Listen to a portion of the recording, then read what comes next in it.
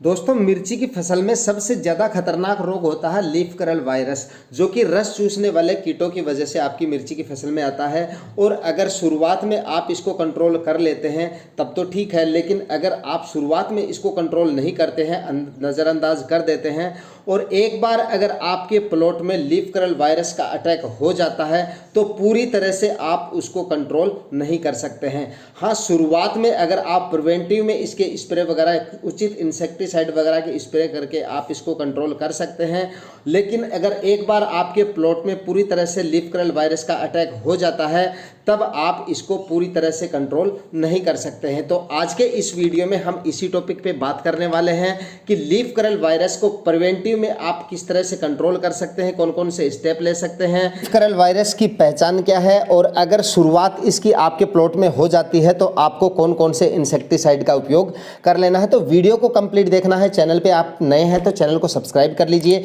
और साथ में नोटिफिकेशन बेल भी ऑन कर दीजिएगा ताकि समय समय पे आपको खेतीबाड़ी से रिलेटेड वीडियोस मिलते रहें। नमस्कार दोस्तों, मेरा नाम है सुरेश और आप देख रहे हैं खेत किसान झुंझुनू। तो दोस्तों, शुरुआत कर लेते हैं। लीफ कर्ल वायरस एक ऐसा वायरस है जो कि केवल और केवल रस चूसने वाले कीटों की अटैक की वजह से होता है। तो दोस्तों, अगर आप चाहते हैं कि आपके मिर्ची के प्लॉट में लीफ कर्ल वायरस का अटैक ना हो तो इसके लिए शुरुआत में ही जैसे ही आपको आपकी फसल में रस चूसने वाले कीटों का प्रकोप दिखे तो उसी समय पे आपको इमिडाक्लोप्रिड 70% या थाइमाथोक्सम 25% या फिप्रोनिल 5% का आपको इसमें स्प्रे निकाल देना है। हर 7-8 दिन से या 10 दिन के अंतराल से आपको अपनी मिर्ची की फसल में इन इंसेक्टिसाइड का स्प्रे निकालते रहना है।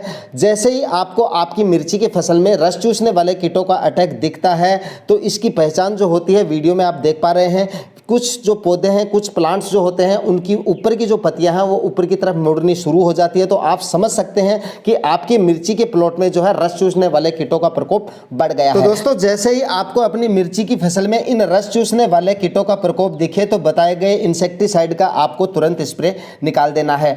एक चीज का यहाँ पर आपको जरूर ध्यान रखना है, एक ही इंसेक्टिसाइड का बार बार आपको उपयोग नहीं करना है। जैसे शुरुआत में आप जैसे ही आपकी मिर्ची की फसल 20 से 25 दिन या 1 महीने की होती है तो शुरुआत में आप इमिडाक्लोप्रिड 17% का इस्तेमाल कर सकते हैं।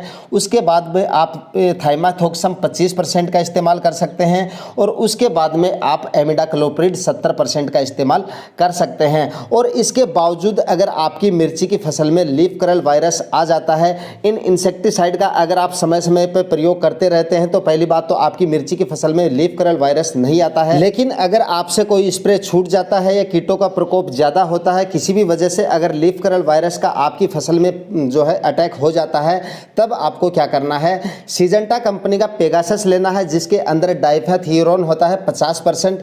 ये आपको 22 ग्राम प्रति 15 लीटर टंकी के हिसाब से स्प्रे निकाल देना है। या दोस्तों, अगर आपको ये नहीं मिलता है तो इसकी जगह दूसरा धानुका कंपनी का पेजर ले सकते हैं जिसके अंदर भी डाइफेथ्यूरोन होता है, ये भी 50% में आपको मिलता है। इसकी जगह आप ये भी काम में ले सकते हैं। ये भी आपको 22 ग्राम प्रति 15 लीटर स्प्रे टैंक के हिसाब से लेना है। यानी कि इन दोनों में से आप किसी भी इंसेक्टिसाइड को काम में ले सकते हैं और इनके साथ में आपको एक फंगीसाइड जरूर ऐड कर लेना है। इसके लिए आप यूपीएल कंपनी का साफ ले सकते हैं जिसके अंदर कार्बनडाजिम और मेनकोजेब होता है, ये आपको जरूर ऐड कर देना है साथ में। तो अगर आपकी मिर्ची की फसल में लीफ कर्ल वायरस का अटैक आ जाता है तो सिजेंटा का पेगासस या धानुका कंपनी का पेजर, दोनों में से कोई भी आप इस्तेमाल करके आपकी मिर्ची की फसल से लीफ कर्ल वायरस से छुटकारा पा सकते हैं। वीडियो में दी गई जानकारी अगर आपके लिए इंफॉर्मेटिव रही तो वीडियो को ज़्यादा से ज़्यादा लाइक कीजिएगा, शेयर कीजिएगा और चैनल को सब्सक्राइब जरूर कर लीजिएगा। मिलते हैं किसी नए वीडियो में नए टॉपिक के साथ, तब तक के लिए जय हिंद।